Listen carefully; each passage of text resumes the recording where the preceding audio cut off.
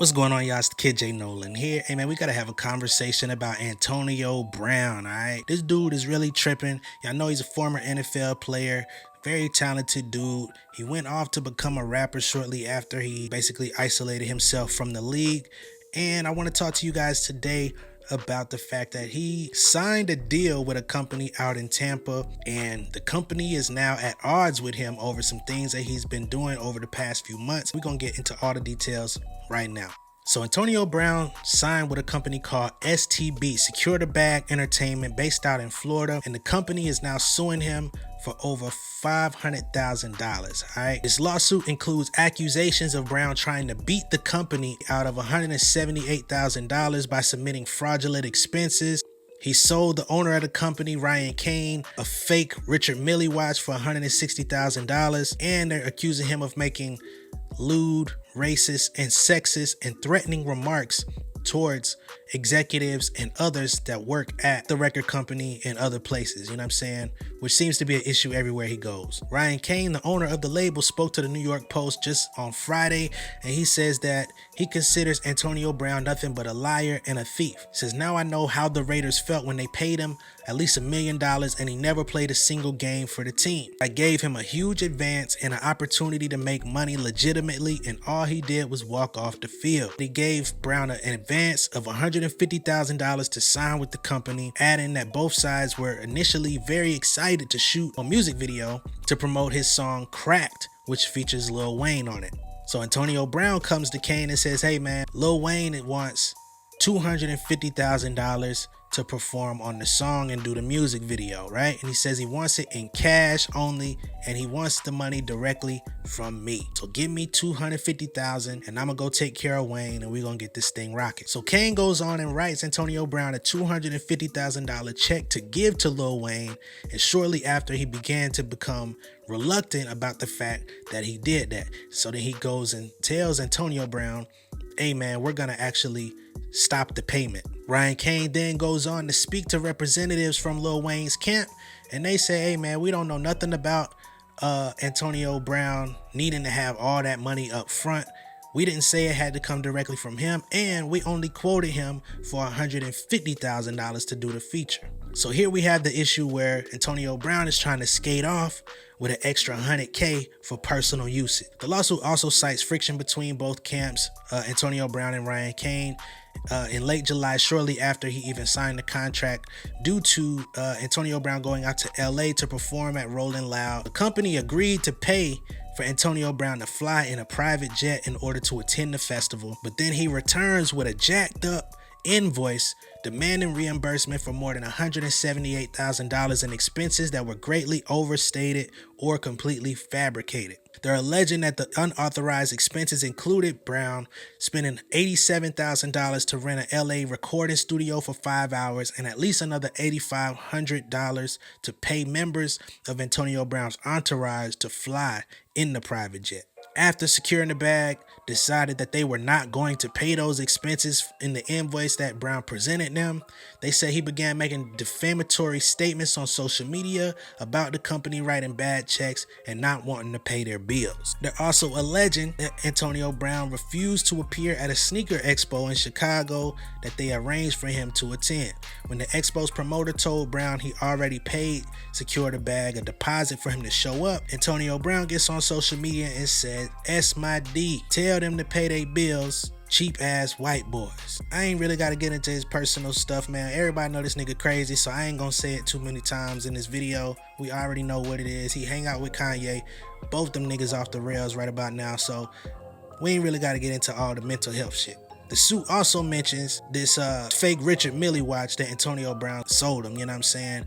The watch market value is about $400,000. He said, "Hey man, I gave it to you for $160,000, right? Paid for it like a dumbass." But then he goes and gets the watch appraised, and turns out that it was completely fugazi. Now, Antonio Brown has been claiming that this recording contract that he signed with their company is a non-exclusive deal, that he can still do whatever he wants outside the confines of the company.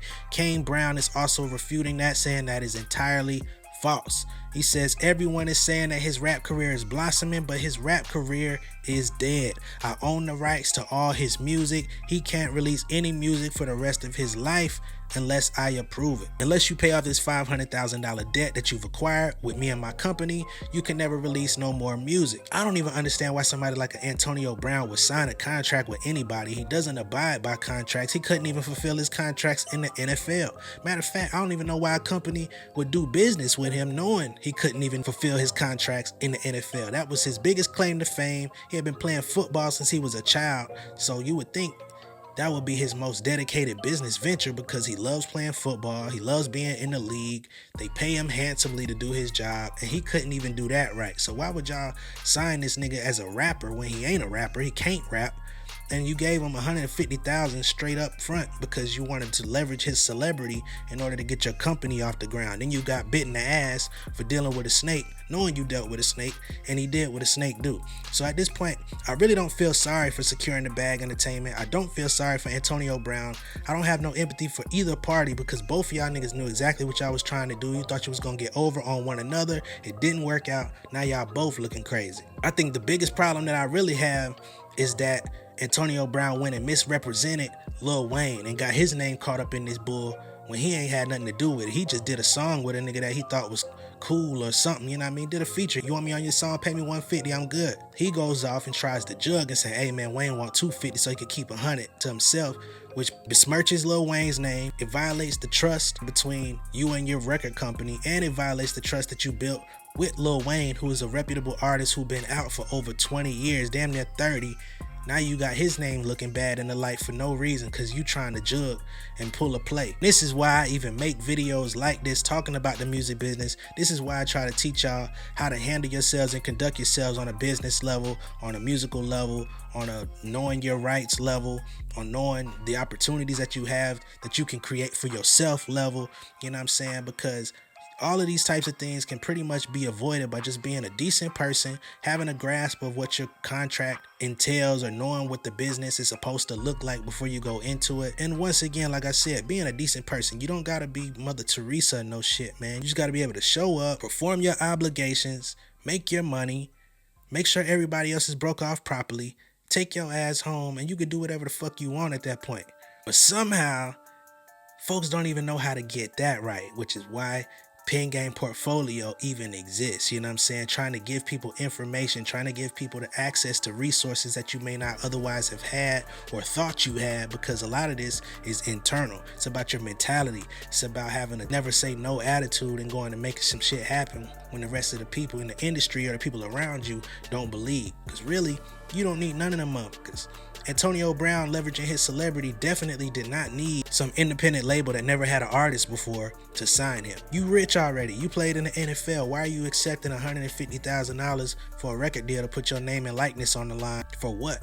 You already got $150. You trying to spend other people's money when really you could get, you're a celebrity. I'm quite sure Antonio Brown also got a PPP when them shits was buzzing.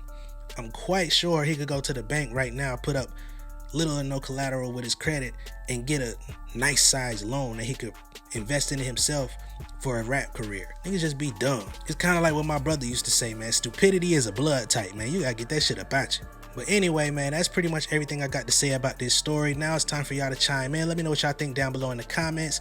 Do you feel like you want to side with Secure the Bag Entertainment, or do you side with Antonio Brown and his antics?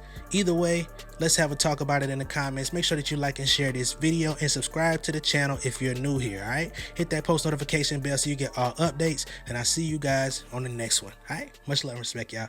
Peace.